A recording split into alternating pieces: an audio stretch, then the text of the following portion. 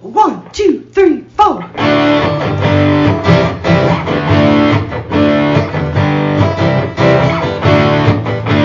and John got it going on. Mike and John got it going on. Mike and John got it going on. Mike and John got it going on.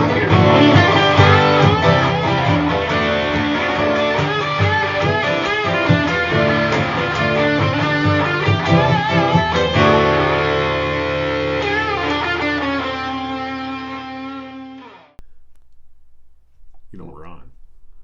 Yeah, I know. It was a pregnant pause. Oh. It's kind of like when you get out of bed and you have to get your head together. You mean when you get out of bed and you sit there on the edge of your bed and you go, why am I up? What day is it? Where? It's Wednesday. Why does this hurt? Exactly. That's how we're starting the show today. A few aches and pains. No winner yet in our Tuesday night trivia, our TNT. The question? The vast majority of women, the ladies have said, they're not interested in dating a man with this physical characteristic. What is it? Lots of interesting answers. There are some great guesses. As you can imagine. There are various things that most women would not want in a partner. A hairy back, for example. Okay, I'm out. Unkempt clothing. Yeah. A mustache. Well, see? That makes up for the hairy back. Missing teeth. Well, I like that guy. He doesn't have any teeth. You got them all. Yeah. Let's see. Smoker, unkempt hair. Not just your hair. Right. But like ear hair, nose hair. Right. I mean, these are hair. all, they're great Yeah. guesses, but they're all kind of obvious. Brandon said a small you-know-what. Yeah. Size doesn't matter. What do you mean, Brandon? What are you referring to? Tallywhacker. That's what he was referring to. A face tattoo. Yeah, that's not Baldness, rotting teeth. So either no teeth or rotting teeth. Yeah. Rotting teeth might be worse I than would no say teeth. if your teeth are rotting, I would get, they're probably time to go. And maybe put down the meth pipe. Alana says a third nipple, so Chandler would be out. Wasn't Chandler the one on Friends that had a third nipple? Right. Being very tall or too short. Bad breath or a big nose. A hairy tongue.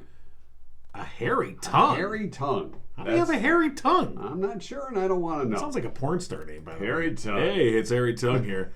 Is this your pizza, ma'am? A man bun. Yeah. No, some women. That's a generational thing, though. It is. That's a generational thing. It is. We've decided not to go with man buns. Because honestly, like my daughter, who's going to be 21, man buns don't bother her. She's like, oh yeah, whatever. You put it up. We look at them. I think our generation. What's wrong? We look at it like the librarian. What the hell? Has that but in a guy, it just no. It's just I don't know. It seems odd, but sideburns. But we're old. Yeah, sideburns. Yeah. When you think of sideburns, more like Elvis. Well, that's more mutton chopping. And that's when you Jerry, really Jerry Reed and that's more from Smoking that's more mutton chops. Yeah, well, sideburns in general. Yeah. Wait a minute, I have sideburns. Yeah. So do you? Just little ones, though. Not ones that come down here. It's like, all right, I don't want to grow the full beard. I got semi sideburns, a beer belly. I got a semi sideburn. Semi-burn. So we will. We'll give you a chance to answer more of those and get to news. First, brought to you by Cooper and Binkley Jewelers in downtown Brighton. All right, here's what's going on. It's a story you'll only see at mikeandjohnpodcast.com. A local school official pushing back against misinformation being disseminated on social media concerning a substitute teacher. According to a letter sent last Friday to parents in the district, Heartland Consolidated School Superintendent Chuck Hughes said a social media post had erroneously accused the district of allowing pedophiles to work with children at Round Elementary School. The post in question came from Brooke Chappell, identified as a member of the Livingston County chapter of Moms for Liberty, a right-wing group that's been active in opposing COVID health measures in schools and pushing unfounded conspiracy theories. In the TikTok video, which is labeled PSA Pedophile Alert, Chappell alleges, without proof, that a substitute teacher used a desk to lay students down and give them an ultrasound of their heart in which they were asked to roll up their shirts. Chappell then says when the school asked the man to leave, he refused and then ended up taking a nap in the classroom. According to Hughes, the incident in question occurred on May 18th when the district had a substitute teacher who shared that he was a retired surgeon and was willing to allow the children to hear and see their heartbeat. The teacher, with the approval of the school's principal, used a stethoscope and a portable ultrasound device to allow the students to hear their heartbeats and see a heartbeat with a portable device. According to Hughes, the principal directed that only male students could volunteer, as the substitute was male. Hughes said Chappell's accusation that the teacher refused to leave and took a nap was patently false. When asked about the accusations by Chappell, Hughes told Gigo News it was unfortunate that people would find it okay to use social media to disseminate information that's not factual and usually taken out of context. The leader of the Base, a national white supremacist group that advocates for violence against the government, was sentenced Monday on charges that arose from an investigation after a Dexter family was terrorized. 25-year-old Justin Watkins of Bad Axe was sentenced to 32 months, 4 years in prison for conspiring to train for a civil disorder and a mandatory consecutive 2 years for felony firearms. Charges were initially filed in October of 2020 against Watkins and Alfred Gorman in connection with a December 2019 incident in which authorities say a Dexter family was terrorized at their home after the men used intimidation tactics and posted messages to other members of the base targeting that home. After those charges were filed, investigators found evidence that Watkins and 2 other members of the base entered 2 former and vacant Michigan Department of Corrections sites in Cairo to assist them as potential future training grounds for hate camps. The groups named their paramilitary firearms training exercises. Michigan Attorney General Dana Nessel said the sentencing is recognition of the serious nature of the crimes and demonstrates the willingness of the justice system to hold accountable those who commit crimes in the name of overthrowing the government or perpetrating racist ideologies. And a longtime local nonprofit leader has announced she is stepping down. Julie Amon, the Director of Development and Marketing with the Livingston County Catholic Charities, said after 21 years in various capacities at the organization, she'll be retiring June 1st. In making the announcement, Amon said that through the 21 years, she has watched Catholic Charities grow to meet the county's needs from having 4 programs to now having 12. She also announced that she'll be succeeded by Ryan Scomiel as the new Director of Development and Marketing. And that's what's going on. I'm All right, what picture did you show? Was it the TikTok mom? The TikTok mom who looks like she's. Well, it looks like she's kind of crazy. Well, it looks to me like she's using one of those filters. Well, it's some type of filter, but it's still a real picture. And it looks like she chugged down a gallon of wine before she started her TikTok video. It's I didn't watch the video. I was just looking at the picture. Moms for Wine Liberty. Yeah. Liberty Wine, I don't know. It's just insane. Well, that's a little crazy. It's nuts. Kind of a crazy tour, but whatever. People are people. Isn't that unfortunate? Are people. People are people, and what would you do? Thanks to Cooper and Binkley Jewelers, bringing you this edition of Gigo News. Cooper and Binkley Jewelers, Brighton's preeminent jewelry store and commitment to customer service, community involvement, honesty, professionalism, and exquisite merchandise. The Binkleys pride themselves on offering something special for everybody and recognize that customer satisfaction is the sole purpose of their business, offering a unique mix of exceptional quality jewelry, value, and all in a warm and engaging environment. Stop by today. You can check out Zagani Works, Simon G, and of course they do custom designs too. Zagani! We've even inspected the back room where those custom designs and cleanings and repairs are happening. Right, until they called security and they ushered us out, but it's very similar to the podcast pad that we are in right now. I mean, those eyepieces, the jewelry, it's a little bit better than this. All right, yeah, it is. But they know what they're doing. Yes, that's true. Stop by and see the Binkleys today. Cooper and Binkley Jewelers and downtown Brighton and online at cooperandbinkleyjewelers.com. Right. All right, so we're going to continue with National Teacher Month in just a few minutes. In our trivia today, okay, this the answer kind of surprised me a little bit. All right. The answer was weighs less than she does. So most women say want a guy that weighs more than she does. Right. And I can understand that. I mean, it's kind of this, by the way, most of the time has never been an issue for me. No, hasn't been. It's never been a problem. It's been a problem. Interesting, but a lot of great guesses, a lot of fun guesses. We appreciate everybody that participated in our TNT Tuesday night trivia. And tonight it'll be WNT. Yes, it will. For Wednesday night trivia, we have smart people behind the scenes here working on these things. And so, as far as naming the trivia and things like that. Sure. Okay. Real smart people. Oh yeah. Yeah. Right. Team. And Our trivia team. Yes. We call them TT. Well, and I still say, Thursday night trivia, you still call that TNT. Do you want me to call it THNT? Funty. Funty. Funty. What do you want me to call it? No, I guess it's TNT. It's TNT. So we get 2 T's a week. THNT. No, you're right, TNT. It's like Teenage Mutant Ninja Turtles. No, There's it's too many. too many initials. All right, so as you've been pointing out, all this month we've been talking with teachers as part of our community spotlight, of course, brought to you by Jordan Genso with the Genso team at RE/MAX Platinum. As a community-focused real estate agent, he's once again spending the month of May doing what he has dubbed Main Street May.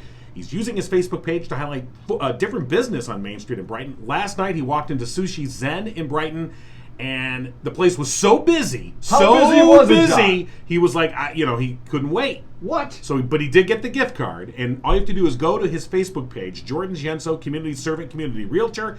You can interact there, and you have a chance to win that $10 gift card to Sushi Zen. All right, so for today, we have a surprise guest. We do, special guest. We've been talking to How Teachers all this month to highlight, of course, Teacher Appreciation Month. Today, we're not talking to a How Teacher. You've reached Chandra Madafferi. All right, well, we're going to talk to Chandra, but let's try it again. You keep talking. Let's try it again. I'll dial again. All right, you do. Maybe I've got to use my special. Do you want to? Maybe I got to use my special. You know what? You try again. Power. You try again, and then I'll go on the third try. Of course, all of this courtesy of the Howell Education Association, building futures together. They've been celebrating excellence in teaching and really trying to highlight the great achievements of Howell teachers all this month. They're being spotlighted as being nominated by their HEA colleagues as examples of teaching excellence. The Howell Education Association serves its membership through collaboration and advocacy at the district, county, and state levels with the goal of supporting teachers in their professional efforts in local schools and classrooms. The Howell Education Association, its local teachers working together for student success. And today we're not talking to a Howell teacher. I've got it ringing, John. But we're on. We got it. Okay. Good morning. Good morning. Hi. Is this Chandra? This is Chandra. Or Chandra, sorry. What school did you go to? Right, okay. Why don't you introduce her then? Chandra, how you doing? It's Mike and John from Mike and John Got It Going On. Say your last name. I will. Hey, thank you. All right, it's Chandra Madafferi, right? Chandra Madafferi. That's exactly what I was going to say. Don't you know our guest? Why don't you know our guest? It says surprise guest here, John. Now, come on. Okay. So, surprise guest, surprise in pronunciation. Yeah. So, Chandra, you are the vice president for the Michigan Education Association. And, yes, that's correct. Yeah, thank you for joining us today. Obviously, before we get into, we want to talk about teaching and the excellence here in Howell. I think we have to acknowledge the tragedy yesterday in Texas. In Texas, just a heartbreaking story, and one that it's happening way too often. Once is too often, but I mean, it's got to be tough for teachers in general.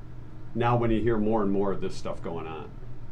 Yeah, especially as a parent too. You know, 19 students they're saying, and 2 teachers. And you do those practices of those drills, and you get your students to safety. You pray that it never happens, and then it does. It's just unbelievable. And that's one of the things we've talked with numerous teachers over the past few weeks here as we celebrate National Teacher Month. But I think the only thing we really had to worry about when we were in school, especially elementary, it was the tornado drills. That was pretty much it. It's like, all right, what are we going to do in a tornado? And then they would have the fire drill, and that was pretty much it. But those were acts of God, right? And what we're dealing with now are acts of people. And so often with these incidents, and of course we're going to hear more information come out about this tragedy, and we've heard from others, but so often mental health is somehow at the core of all this. How could it not be? This is not the action of a person in their right mind. And I guess when it comes to student mental health, that has to be something that, at the teacher level, this is something that has become increasingly important for teachers to be involved in. Yes, that is correct. I think the hard part is that a lot of our students don't have any health care at all. And so before I continue, I'm just going to say I'm really sorry about my voice. I'm fighting COVID. Okay. Well, we're sorry to hear that. It's the first time that I've had it. So I just wanted to kind of put that out. Welcome to the club. I'm usually not this froggy. Yeah. That's okay. Well, we understand, Chandra. But yeah, as you said, so many students don't even have any health care, so much less go to a counselor. Right. If we, talk to our principal and say the student is showing some concerns, some signs, finding help for them is very difficult. Some of our students have assistance through a youth assistance program, but a lot of our students don't have access to anything. Right. Yeah. Or even figuring out where to go if they could have access to it. I mean, it is one of those things where, there's not exactly a guide for in the front office. Having done stories through the years about schools and budgets, and oftentimes it seems that those counseling positions maybe have been the first to go sometimes. Or what they don't necessarily, even there. What they do is they double them up, or there used to be set counselors as a matter of course, and now it seems like that's become, at least from my perspective, it seems like in the past that seems like one of those positions that can be or has been eliminated, and yet it probably needs to be expanded. I appreciate you bringing that up. The National Counseling Association says there should be 250 students to one counselor. Right. The average counselor in Michigan in high school has between 400 and 600 students. Wow. So they're not counseling anybody. What they're really doing is helping fill out, schedules and writing letters of recommendation. And most of our social workers are only seeing students with special needs, right? Like IEPs, special ed students. Right. And social workers would be really great for those students as well who have mental concerns and just stress even, but we don't have the staff. It's funny you bring that up, because as you were just saying that, I was thinking back to when I was in high school. I actually remember my guidance counselor, Miss Caratero, and somebody I actually remember having conversations with her and discussions, and she knew who I was, and I sense that that's not so much the case now for students. I mean, they try. Right. Yeah. That's the hard part. And in some schools, we don't even have them because there's just a shortage. And so we know that when there's good, solid relationships, small class size, students feel like they belong and they are connected to adults. When students are not connected to adults, or they're not connected to their school community, we know that these kinds of things are more likely to happen. Well, it's a tragedy that, it defies explanation in a certain sense, but we certainly did want to acknowledge that. Let's shift gears a little bit and talk about the future of teaching. With we see from time to time there's always for folks going to college, it's like every now and then you'll hear these stories that teachers are in demand. So then you see this flow of people going into the teaching profession. How is that looking now, and how do you see that going as we move forward? Well, teachers are definitely in demand. I think that's going to be the same thing for the next 10 years. Yeah. But when I think about technology in the future, excuse me, I think that teaching is the job of the future. So many other professions will be affected by robots and electronics and automation, especially with all the convergence of technologies. People over COVID the last 2 years have really grown to appreciate the teacher in the classroom, their neighborhood and community school. Right. We need to teach a new generation of, students and people to be able to build those robots, fix those robots, and to be thinkers for the next generation. So, yes, I'm biased, but I do believe that education truly is the job of the future. Well, we spoke yesterday with Howell High School math teacher Jeff Clapper, and we were talking about educational curriculum and how the approach to things like math has changed. But really, education, the curriculum approaches change with new information and research. And to be able to adequately and accurately, convey that information to students, you need to have quality invested teachers. And as you said, there's this great need for teachers, but we often see teachers vilified. We see teachers, oftentimes are blamed in many cases. And yet, as we learned during COVID, that face-to-face instruction is so invaluable. And in the Howell Public School District, the ability for them to maintain that face-to-face instruction last year and this year, it was so critical. Yeah, we need to give a special shout out to those Howell teachers and the entire staff, support staff, bus drivers, counselors, social workers, right. All of them. They came in, they showed up, and they did heavy lifting, especially in the beginning of COVID when it was definitely a scary time out there. We didn't know what we were dealing with, and, they pushed right through. So when I think about teachers across the state, Howell definitely stands out to me because they were one of the first groups that really just had to push on up and through. And so, I mean, a lot of other places had to do it, but Howell's in a unique spot because there's districts that were right near them, and maybe even where some of the teachers live, that were in full remote. Right. So they were really close to this space where they were in person every day, all day. Other places right nearby were remote only. So I'm sure in the beginning that had to be a little bit scary.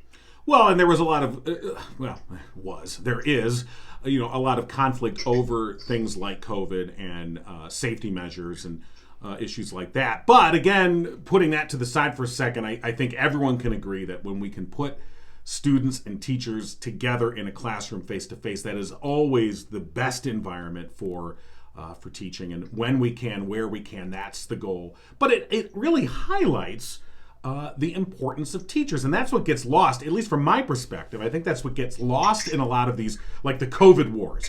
Should we wear masks? Should we not wear masks? All of that went back and forth. And yet, underneath it all, to me, it was this great desire to make sure that students were in the classrooms with their teachers. And so it sort of, pardon the pun, got masked by those debates. But it really, to me, highlighted really the importance, the critical importance that teachers play and that we need to give more credence to.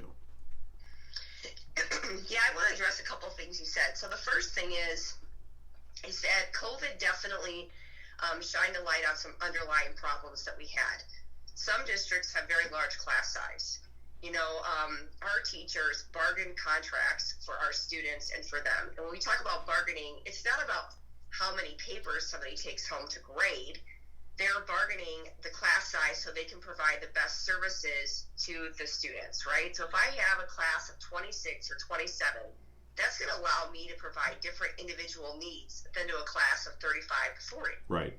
So schools that had large class sizes, 35 to 40, they struggled a lot more because those kids were already jammed in there to begin with. So that's the first thing, the inequity. But hey, you have smaller class sizes, you need more teachers, that costs more money. So that's the first thing. The second thing is that a lot of schools didn't have the technology and the infrastructure to be able to help go to this more of a virtual setting.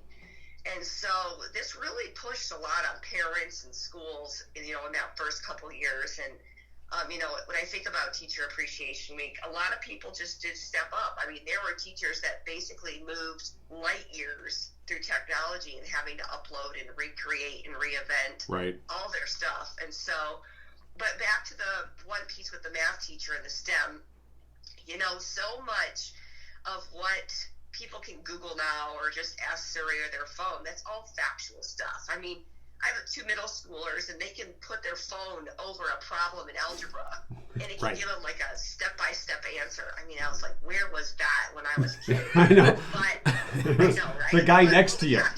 I remember it. Teach our students to be problem solvers, right? And not just quick answers. And so we need the best and the brightest people out there, willing to take this on for the future. Well, it really highlights, I think you've hit upon something, it really highlights the need for critical thinking skills. So you're right, technology gives us these great shortcuts and these abilities to solve these immediate things, but what it doesn't do, what it can't do, what only a teacher can provide is those critical thinking skills. So it's not, do you have the answer to this specific algebra problem, if we're going to use the math analogy. How'd you get there? It's how did you get that answer? How did you figure that out? And here's some different methods and strategies to figure that out. Because it's not just having the correct answer, it's figuring out how to solve it. And that's where those critical thinking skills come in. Well, and it's also looking at a student if they don't, this is always my favorite one. You could tell a teacher, if somebody doesn't understand something, they try to explain it in a different way. Right. If somebody's not a teacher, they just say it again louder. And so I always laugh at that because, saying it again to somebody louder isn't going to make them understand it if they didn't get it the first time. That's good parenting. I've always found this, if you don't know a language and you're overseas, just speak louder in English. That really always helps. Where's the bathroom? No, but that's a great point. Espanol. That's a great point. It's having the ability to adapt and be flexible. That's what we need from teachers, and that's what we've seen. I mean, adaptability and flexibility, those have been sort of the key words during COVID for teachers to step up, as you said, even to be flexible and adapt to the new, technological challenges, but as well just to deal with the changing nature of education in school. You have to be flexible and you have to be able to adapt to that. And we've seen that from teachers, especially in Yeah, this month has been a lot of fun talking with teachers, and we appreciate you joining us despite being under the weather, and we hope you get well soon and this doesn't last too long for you, Chandra. I appreciate it. It's been a good run. This is the first time I've had it, so Yeah. I've been traveling around the state visiting schools, so I think I was probably just a matter of time. Right. Unfortunately, that is true. But we appreciate you taking the time and talking to us. Through it, yeah, exactly. So, well, thank you to you, and thank you to all the amazing house staff. All of you, I just appreciate you so much, and thank you for your hard work for our students. Thank you. Thanks again for joining us. Get well soon. Have a great day. You too. You too. All right, bye. All right, our salute to teachers for Right. National Teacher Appreciation Month. It started as a week, but we just made a month of it. all right. Sometimes you have to what do was it. her name again? It was Chandra And her last name? Madafferi. That was pretty good, wasn't I it? thought I Rewind gotta go back back and listen to it. Let's just face it. We'll call her Miss M. We both screwed that up. Yeah, we did. Okay. Well, when you set these things up, you got to clarify it for me when I'm announcing the teacher Well, I just or the educator. making fun of me. Making fun of you. Would I make fun of Yeah, you? I think I would not yeah, make you fun would, of you. and I would make fun of you. I would not make fun of you. Because Man, that's what with friends stuff. do. Make fun of each other. Yeah, we do. All right, once again, our community spotlight brought to you by Jordan Jensen. Let's make fun of Jordan instead. Don't make fun of Jordan. He wasn't able to get his sushi last night. Wonder what school poor did Jordan didn't get his sushi. No sushi for you. Talk about first world problems. Jordan Genso with the Genso team at Remax Platinum. Actually, it's a good thing, though. Sushi Zen's so busy, he wasn't able to get his meal. That's a great thing to see those businesses thriving, and he's highlighting them Maybe all you should through pick the a month of different May. time to go. Well, yeah, I think just saying, he kind of learned the during lesson. You don't go, lunchtime. you don't go during the dinner rush, So find out more on his Facebook page, Jordan Genso, Community Serving Community Realtor. All right. Yes. All right. It's going to be 90 on the holiday on Saturday or Sunday and Monday, I believe. 90 Sunday. degrees. Okay. We're going up to Traverse City this weekend. Oh, well, then I'll come over and use your pool, too. I'll make sure it gets used. So I'm sure it will We anyway. want to make sure we thank Romans Pools for being our newest sponsor here. And Mike and John got it going on. We're both customers of Romans Pools, and I've been using Romans for probably, I want to say, 8 years. Yeah. For maintenance, repair, opening and closing, because I'm too lazy to try and figure out how to do it myself. You know why? Because I want it done right. Well, that's what I was going to say. There are the DIYs, the do-it-yourselfers, and you can open your own pool and you can close your own pool. Yes, you can do these things. Like, for instance, you can do it. You can change the oil on your car, but Yes, you can. do you really want to? No. If you can have somebody else do it and do it right. And are you worried that you're going to screw something up, especially with cars these days? Yes. What's the car doing in our pool commercial, John? So, well, you know what? You don't want your car in your pool. No, you don't. And if it does end up in your pool, you take it to Murphy's Auto. You certainly do. This is a cross promotion Yeah, we're doing it right is. here. Have you driven your car into your pool lately? Romans can clean it for you. and Dennis at Murphy's Family Auto, Dennis and Glenn and the crew, they can take care of you if there's any auto problem. I mean, you're gonna have to get the pool. You're gonna have to get the car out of the pool. They're not gonna do that for We you. have some But if you get it out of the pool and then you take it over to Murphy's Auto, they're gonna be able to handle it. And you can say, "Hey, Mike and John sent me, and they said get my car out of my pool. I saved 5% off my bill." And he'll say, what the heck is your car doing in your pool? What the hell do you think you are, Pete Townsend? It's Murphy'sFamilyAuto.com. Now, if you do find your car in your pool, you're Blame it probably on somebody You're else. probably going to have to clean your pool after that. You're going to have Yeah. oil and other things, and you're going to have to clean that. You You're probably gonna want get to your talk water to balanced. you're going to want to talk to the folks at Romans Pools. They're going to be able, if you walk in and you give them the water sample and they go, "Why is your oil level? Oil level's a little high. Your oil. I your think oil- there's some transmission fluid Here's the inside thing: the you pool. really shouldn't have any oil in your pool. I don't know if you knew that or not, but They have an oil remover, I'm sure. but yes, seriously, to maintain your pool throughout the summer, Roman's Pool is really the place to go. You get those water tests, make sure your pool is balanced. There's nothing you hate more than, you want to have people come over. Like you said, it's going to be 90 degrees this weekend. People are going to be hopping in the pool. Pool looks good. You can't go in it. What you hate is you get up that morning, you're going to have people over, and you look in the pool, and it's like murky. And you're like, oh, crap. And then people get over, and you got to explain, well, it's murky because, it's supposed to be murky. Because Mike drove his car into my pool. Call Romans today in Howell 545-4555, in Brighton 810-588-4460, and I didn't drive my car. Bob, I don't want to be tell you how to run your pool, but why is there a car in your pool? I thought it was an amphibious car. I don't think that's amphibious car. I don't believe that's how you should run James that. Bond. So, all right, we have a special guest to check in. Yeah, this is a real fascinating story. We're going to be talking to Michelle Spisz. She is a Fowlerville teacher, another teacher. She's also the VFW Teacher of the Year twice for the state of Michigan, and she's a candidate for Livingston County Board of Commissioners. But we're talking to her about a very interesting thing she found out about her great uncle, who was lost during World War II, and we're going to ask her and tell us the story. It's fascinating. Do you have a great uncle? Oh, I do. I have an okay uncle. Actually, hi Michelle. It's Mike and John. John. We're talking uncles today, Michelle. We're and talking, you apparently have a great uncle, and we don't. Actually, we're talking great uncles, and Mike just asked me as we were dialing you if I had a great uncle. And now that I say that, because we're going to be talking about your great uncle, my great uncle actually served in Patton's Third Army. He was a doctor in Patton's Third Army, fighting in Europe. So it made me think, your great uncle also fought in Europe during World War II, and unfortunately gave his life in service of fighting fascism. So tell us about this story. When did you find out about your great uncle?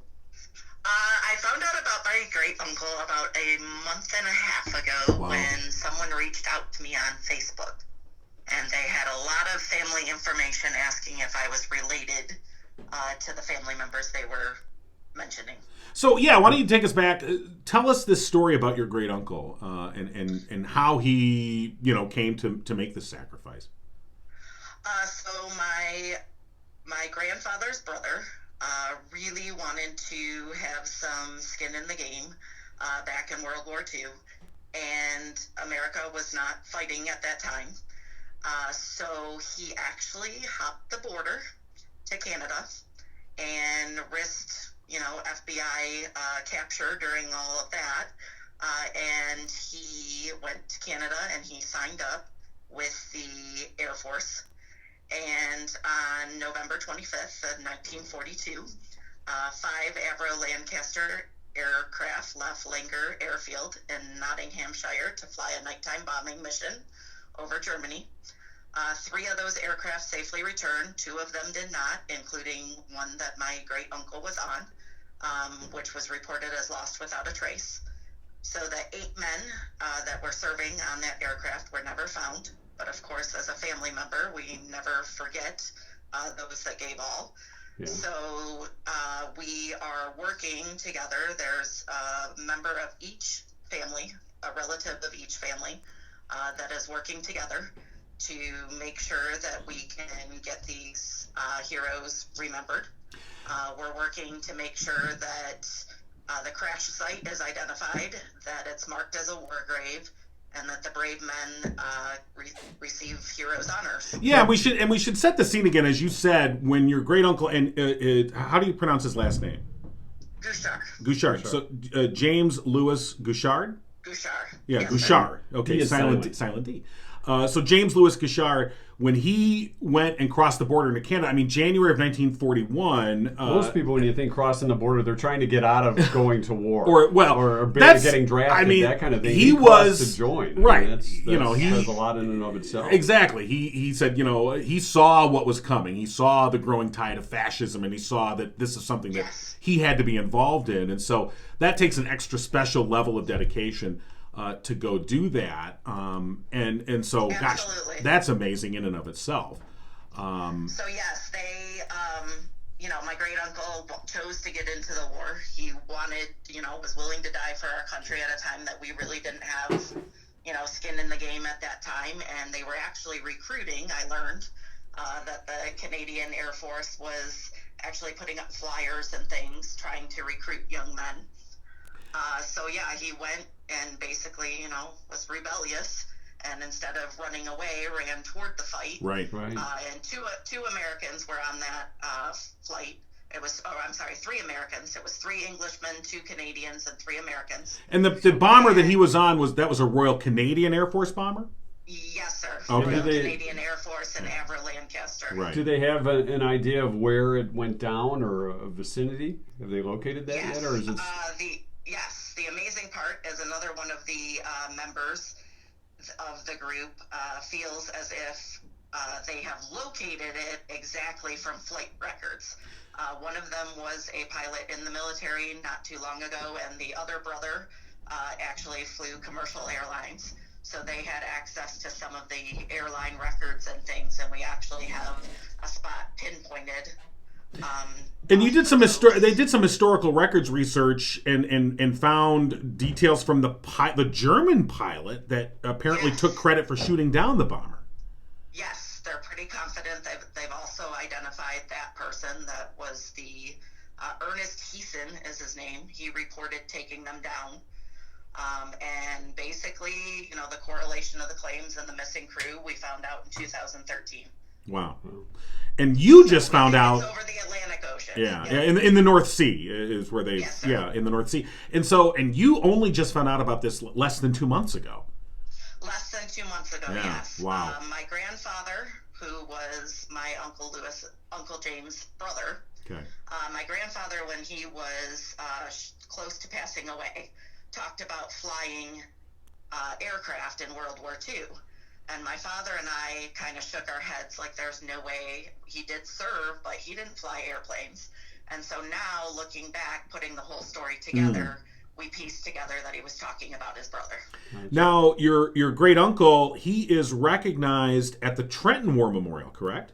Yes, sir. They recognized him in the Trenton War Memorial. And I just recently, actually last Saturday, visited there, and we'll be going down again this Saturday for the Memorial Day Parade with another one of the family members of the crew. And we will both be representing our families in the Memorial Day Parade in Trenton. So that is awesome. Recognized in Trenton. They are also recognized in England. Yeah. There is a memorial in England as well with all of the members. And from what I understand, later this year, hopefully there's going to be an expedition put together or an effort to try and pinpoint the exact crash site? Yes, sir. We are hoping to, we have an extensive amount of research, and we're hoping to get some of the POW or MIA type of things, because that's the controversial part. Yeah. Since the missing Americans are not really listed, although they were U.S. citizens, since they were not U.S. service members, Project Recover is less likely to help us. But we're looking for, any kind of help we can get to hopefully, bring whatever lies down at the bottom of the ocean there, because we believe that we know exactly where it is. It's about 90 feet below the surface. And if we could bring any of that up, that just is more evidence. Well, and as you said, even to specifically designate that as a war grave, to prevent potentially, people to dive on that and take souvenirs, that kind of thing. But to specifically make sure that that's legally protected spot. Absolutely. And there was also, as far as the controversial part about them, going over the border, there was a presidential pardon at one point that forgave any soldiers that did that type of thing. So as far as the United States, recognizing that, more as an act of courage as opposed to an act of defiance. Right. That occurred as well.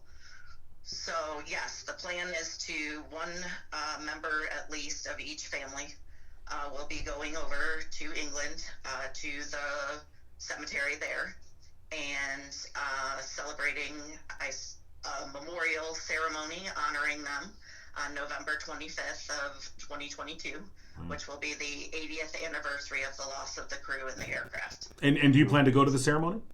Yes, sir. Oh, that's going to be quite impactful, I can imagine. Emotionally, too. Yes, sir. Yeah. Well, Michelle, just a fascinating story. And, if there's new developments and as this progresses, keep us posted, and maybe we'll have you back on again. Absolutely. I would absolutely love that, and I appreciate you taking the time to honor my great Uncle Gushar and get the story out so that other veterans organizations may hear about it, or people that may want to, help us with the history, or may have some missing pieces that we're still trying to put together. Yeah, James Louis Gushar, American hero, and thank you, Michelle Spisz. Thank you for sharing this story with us. Thank you very much, gentlemen. Have a great day. You Hey, too. you should do the same. All right, Michelle, what an interesting story. Yeah. It's fascinating stuff, and, I'm sure more's going to turn up, but you imagine sending the dive team down to find this aircraft and whatever's left. I mean, it'll be inside. Just interesting. Having watched some of these, where there've been shows on TV, documentaries where they go to these various, places where planes have crashed from World War II specifically, even. And a lot of times they'll just make a decision to say, we're just going to leave this as is.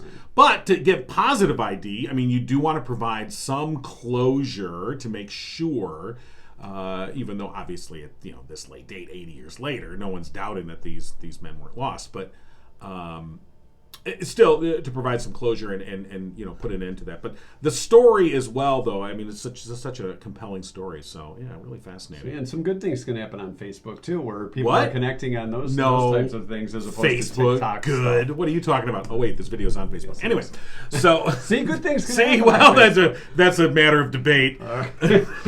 Our 2-cent history lesson Yes. for today, printed up by my home printer, but soon to be printed up on our new Gigo printer. Are you going to start printing it up here? I'm going to send it to you, and you're going to print it before I even arrive. That's the plan. Okay. That's what my wife said. Yeah.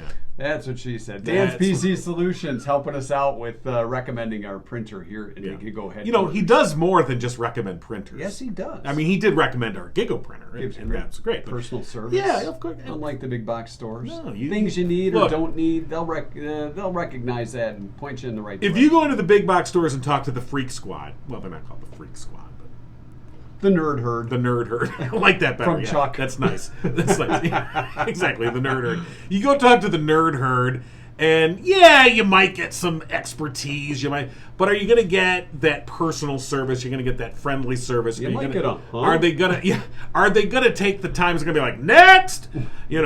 Or are they going to direct you? Aisle 4, buy a new one. Get out of here, kid. Hit the road. Right. No, you're not going to get that at Dan's PC Solutions. Dan and Amber McMillan, husband-wife team, providing IT and computer services and support for residents and small businesses in Livingston County for more than 10 years. And, of course, support for your average home user, small businesses, and if you have a question about maybe the type of PC you want to get or the type of printer, they're the place to go.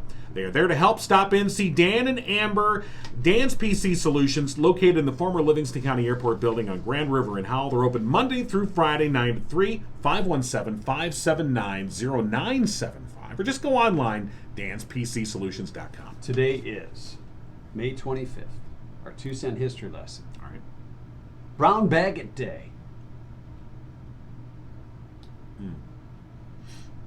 When did you first start brown bagging it for lunch at school?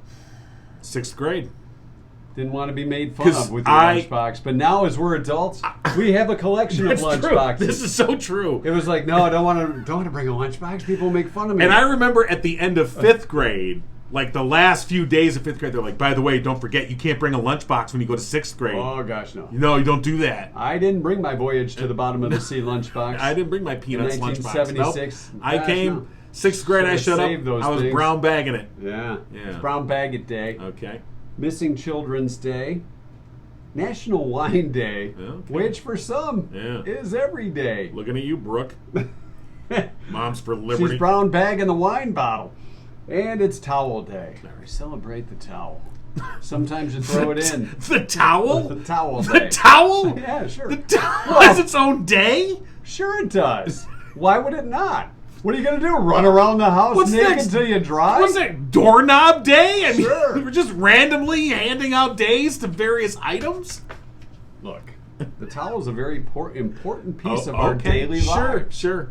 Is it or is it I'm not saying it's not, but Do so you is a use it every doorknob. day? Do we Well, celebrate doorknob day? Not today. I'm going to check. Is there a There doorknob probably day? is a There doorknob probably day. is. You're right. I'm Turn it. Lock it. Turn that door. What's Dirty- behind door number 1? You Ooh, dirty Lady in a boy, Towel. you. The first book on golf was published on this day in 1895. Okay. First book on golf. Was it by Dorf? No, that was a little bit later. Yeah, there is National Doorknob Day. Of course there is. When should we expect that? I think it's September 16th. See, we've got time. Buy new doorknobs. Day for everything. Amelia Earhart, 1928, became the first woman to fly across the Atlantic Ocean. In 1945, author Arthur C. Clarke. That's easy to say. Author Arthur C. Clarke. Well, famous science fiction writer. Yes, he proposed the idea of positioning relay satellites in geosynchronous orbit. Yeah.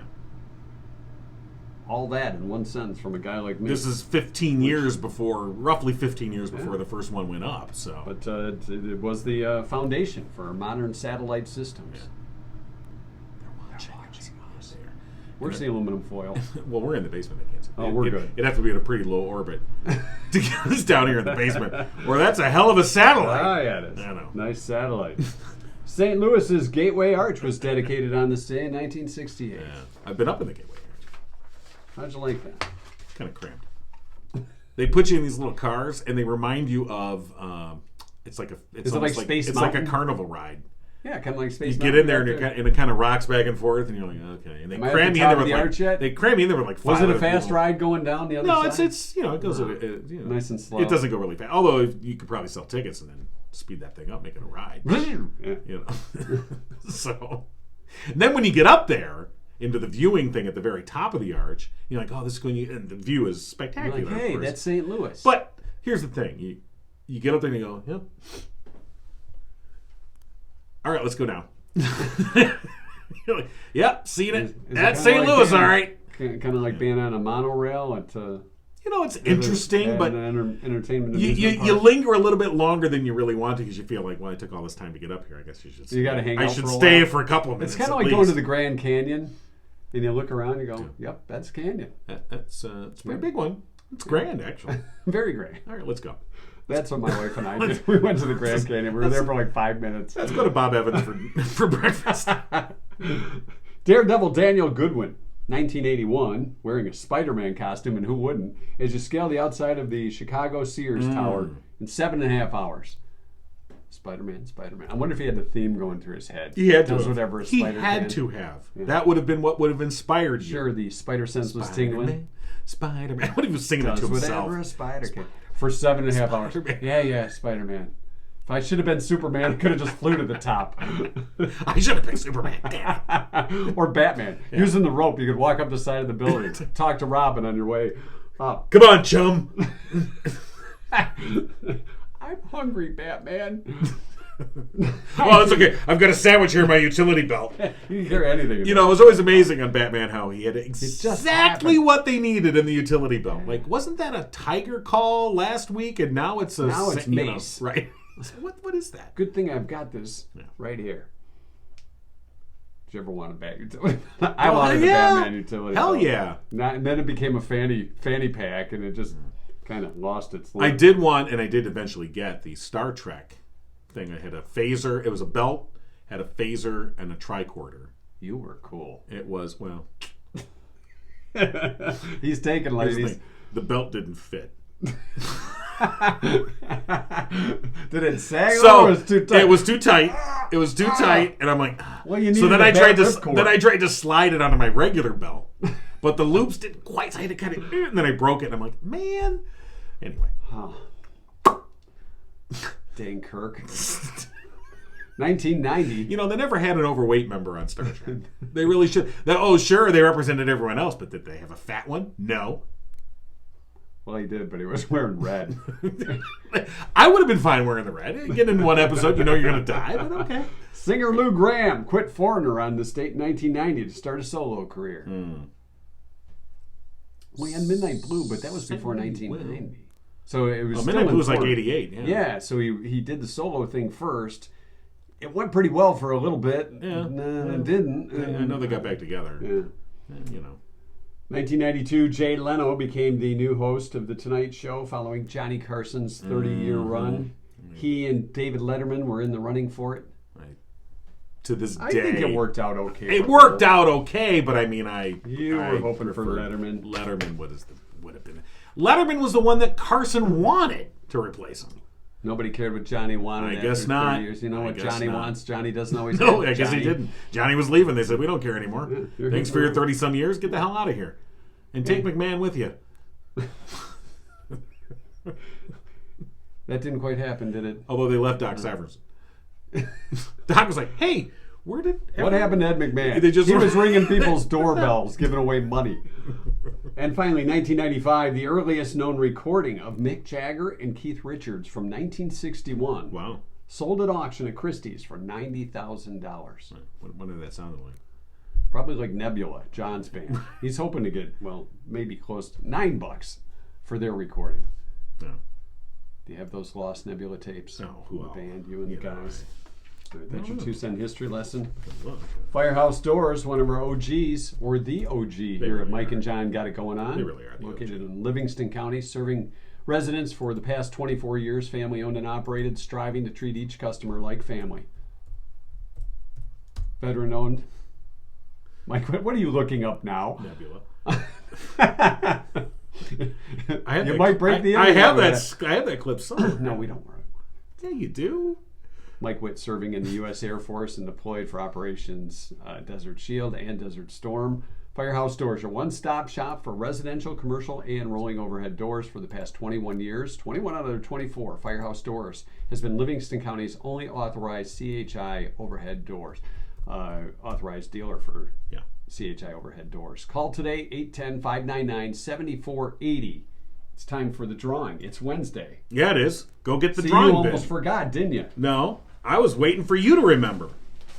That could take a long time, but I managed to Somebody's got to remember. Train like a steel trap. Yeah, you did. All right. You. Wow, there's a lot of entries in here. Yeah, we do. We get a pretty good clip of them. We're using a lot of our printer ink. Yeah. Hey, people, Yeah. stop using Gigo ink. All right. What's our winner going to get, John? Well, they are going to get a free... Johnny. Well, I mean, Ed. hello. Oh. Well, hold on. Let me take a drink of my coffee. Coffee. Yes. By the way, here's some Alpo and the worst Ed McMahon impression ever. Anyway, yes, they're going to win a free inspection of their garage door, up to 2 garage doors and openers. 12-point inspection. Mike Witt will come out and make that inspection, and it is without any strings attached. He will give you an honest assessment of your garage door needs, if there are any. And as well, if you're the winner, you get a free TPC card. That's 10%. You get 10% off all future garage door purchases or needs. And the winner is Destiny Rankin.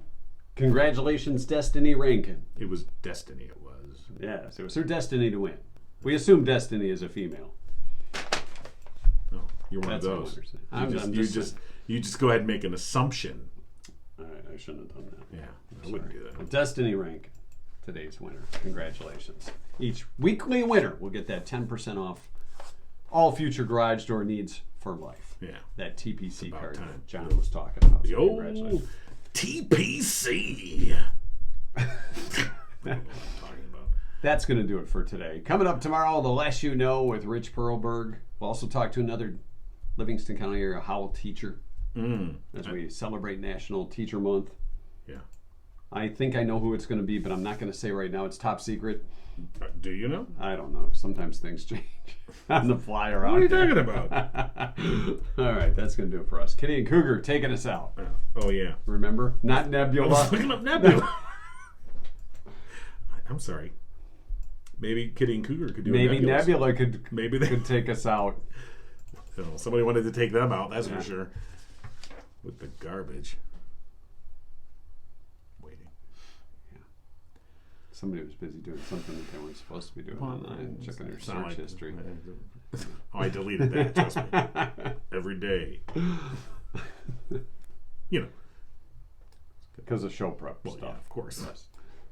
All right. Well, you type in Kitty and Cougar.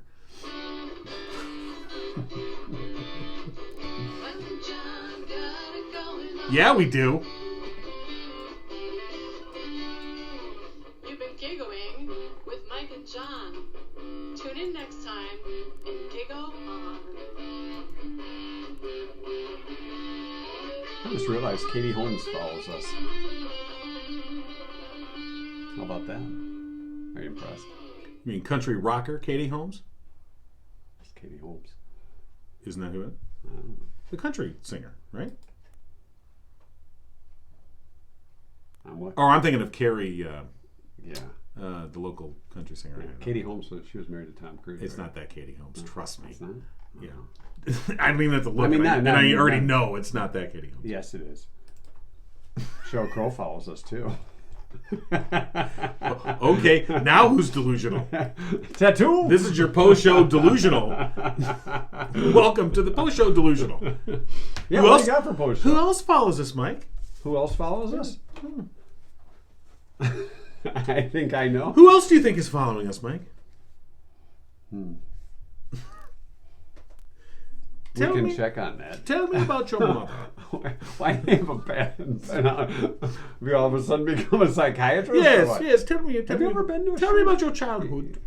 Let's see. Who else did you think was following you? Only strange people follow me, John. Into the basement every day.